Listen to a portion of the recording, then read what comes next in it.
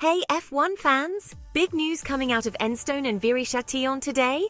Renault's CEO Luca de Meo just blasted his own engine team and the F1 world is buzzing. So what's the scoop? Let's dive in. Luca de Meo didn't pull any punches in a recent interview He compared Renault's Viry-Châtillon engine plant to Mercedes' powerhouse in Brixworth, and folks, it wasn't pretty. He said, and I quote, "It is clear that our Viry-Châtillon plant cannot be compared to Mercedes' Brixworth plant.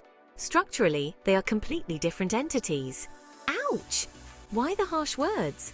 Well, it seems like de Meo is setting the stage for a big change.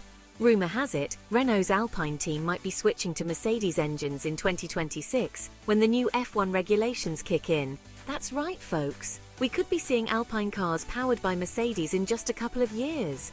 So what did de Meo have to say about the new regulations? He called them a Frankenstein and pointed out the massive technical and financial challenges they pose.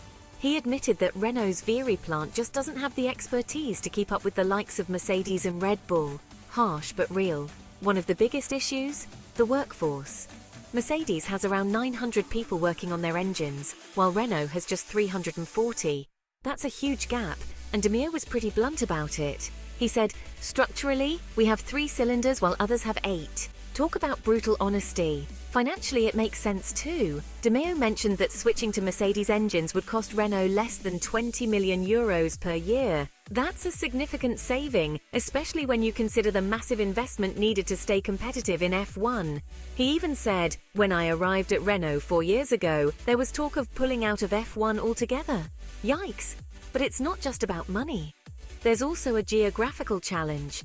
Renault's F1 operations are split between Enstone in the UK and Viry-Châtillon in France.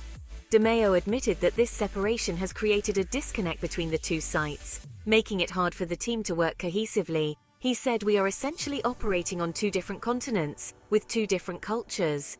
That's not exactly a recipe for success." So what's the takeaway here?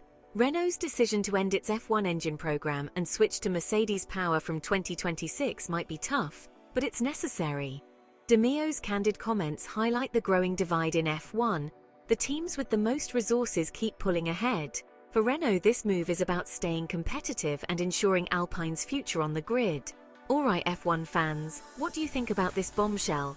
Drop your thoughts in the comments and don't forget to like and subscribe for more F1 updates. Catch you in the next one.